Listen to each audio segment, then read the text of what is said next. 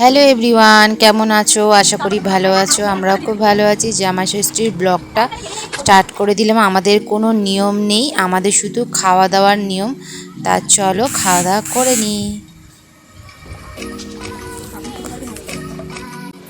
চলো আমরা রেডি হয়ে গেছি আর এখন যাচ্ছি জামাই ষষ্ঠীতে। জামাই ষষ্ঠীতে কী কী করি আর সারাদিনে কী কী মেনু আছে তার সবটুকুনি তোমাদের সাথে শেয়ার করবো। তাই যে দেখো রেডি হয়ে গেছি আর নিয়ে নিয়েছি শাড়ির ওখানে গিয়ে পরবো। এখন এত গরম, বাইরে প্রচুর গরম, মানে এক সেকেন্ডের জন্য থাকা যাচ্ছে না, এতটাই গরম। আর ওই জন্য এখন পরবো না শাড়ি, ওখানে গিয়ে যখন ঘুরতে যাবো তখন দেখি ঋষভকে কেমন লাগছে। দেখি ঋষভ,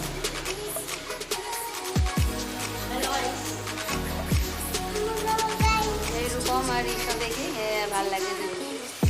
তা জামাকে তালাটা করে দেয়।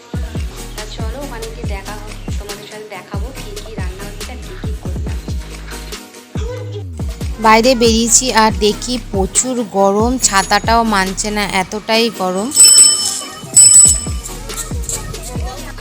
চলো ঘরে এসে দেখি সব কিছু রান্নাবান্না কমপ্লিট হয়ে গেছে। আর এখন এখানে সব থালাগুলো রাখা আছে ধুয়ে, এগুলো এখন সব সাজানো হবে।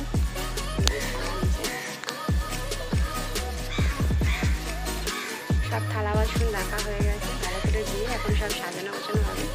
আর কি কি মেনু হয়েছে চলো তোমাদের সাথে দেখাই। কি করছো? হারিসান কি করছিস?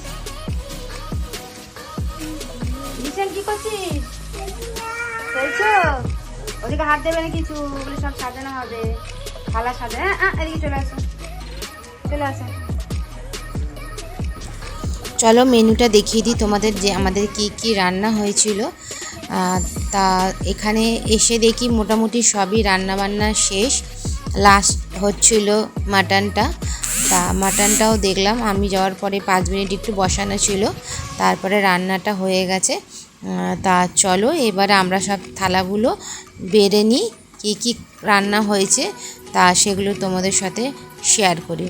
আর জামা ষষ্ঠীতে সত্যি কথা বলতে মাটন হবে না সেটা হতেই পারে না, সবার বাড়িতে বাড়িতেই হয়, মাটনটা মাস্ট। আর এখানে আছে দেখো ইলিশ মাছের মাথা দিয়ে কচু শাক, আর আছে ভাজা, বেগুন ভাজা, আলু ভাজা আর পটল ভাজা। আর এতটা গরম পড়েছে না যে কি খাবে আর কি খাবে না, যে কিছুই ভালো লাগছে না। আর করেছিল আমের চাটনি, কেননা মাংসর সঙ্গে একটু চাটনি না হলে ভালো লাগবে না। আর তারপরে ছিল চিংড়ি মাছের সর্ষে দিয়ে আর নারকেল দিয়ে কালিয়া টাইপের।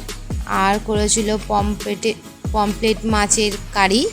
পমপ্লেট মাছের কারিটা বা ফ্রাইটা কিন্তু খেতে খুব ভালো লাগে। আর ছিল পাবদা মাছের ঝাল, সর্ষে পোস্ত দিয়ে ঝাল। মানে খাওয়া দাওয়ার আয়োজন তো বিশাল ছিল, বিশাল। এতটাই খাওয়া দাওয়া করা হয়েছে যে পরের দিনে আমাদের আর কোনো কিছু খেতে ইচ্ছা করছিল না। কারণ হলো এতটা, সত্যি একটা মানুষ এত খাবার খেতে পারে না। তা চলো এদিকে পরিবেশন করে নিই। আর এই যে মাটির থালাগুলো দেখছো কি সুন্দর লাগে না এরকম সাজাতে। আমাদের হলো এইগুলো ডিজাইন করা হলে আরও বেশি ভালো লাগে, এগুলো প্লেনই ছিল। আর কলা পাতা দেখেছো কি সুন্দর, কলা পাতার উপরে সাজিয়ে নিচ্ছি এক এক করে। তা প্রথমে বাটির মধ্যে ভালো করে ভাত চেপে আর বসিয়ে দিয়েছি। আর এদিকে হলো বেগুন ভাজা, কচু শাক, আর হলো চিংড়ি মাছের মালাইকারি, আর পটল ভাজা, আলু ভাজা। এইটা হলো যারা নর্মাল তাদের জন্য, ঘরের লোকের জন্য। আর একটু সাজিয়ে গুছিয়ে মাটির থালাতে যাদের এই যে এটা দেওয়া হচ্ছে, এটা জামাইদের জন্য। তা দেখো কি কি আছে। পাবদা মাছের সর্ষে দিয়ে করেছে, আর ছিল ডাল, আর চিংড়ি মাছের মালাইকারি, মাটন, আর তো ছিল মিষ্টি, অনেক রকমের মিষ্টি ছিল, বেশ দেখতেও সুন্দর, খেতেও সুন্দর, টেস্টটাও বেশ ভালো ছিল। তোমাদের মেনু কি কি হয়েছিল সেটা কমেন্ট করে অবশ্যই জানিও। আর জামা ষষ্ঠীতে জামাইরা আর তোমরা কত মজা করেছো সেইটা কিন্তু জানাতে ভুলো না। আর এদিকে লিচিটাকে ভালো করে আমি ছাড়িয়ে নিচ্ছিলাম। কি বলো তো, লিচুর বাচ্চাদের নাকি দেওয়ার আগে যে কোনোই ফল একটু আধা ঘন্টা জলের মধ্যে ভিজিয়ে রাখলে তাহলে কি হয়, ওর মধ্যে যত পোকা বা জামস যাই থাকুক না কেন সেগুলো নষ্ট হয়ে যায়। তা আমার ছেলে তো সবসময় লিচুটা বারবার এসে আসছিলো, খাচ্ছিলো, ওই জন্যই ভালো করে জলে ভিজিয়ে রেখেছি যাতে ছোকলা ছাড়িয়ে ওকে দিলে পরে ও খেতে পারে।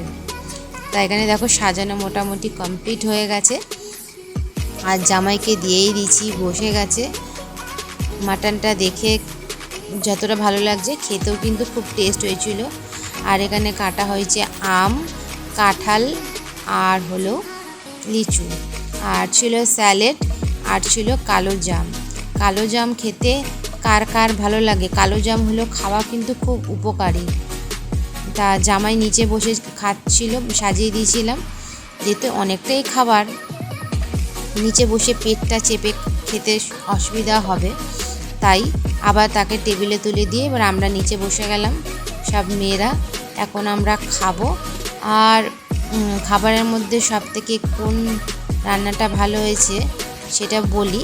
আমার তো সবথেকে এই চিংড়ি মাছের মালাইকারি, আর হলো ইলিশ মাছের মাথা দিয়ে কচুর শাক, আর পাবদা মাছের সর্ষে পাবদা, এই তিনটে রেসিপিটাই আমার খুব ভালো লেগেছে। আর সবকটা রান্নাই অসাধারণ হয়েছে, কিন্তু আমার এই তিনটে সবথেকে বেস্ট। তা আমার ছেলেকে আগে থেকেই খাইয়ে দিয়েছিলাম, তারপরে চিংড়ি মাছ দেখে ও বসে গেছে চিংড়ি মাছ খেতে, যেহেতু ভালোবাসে তাই।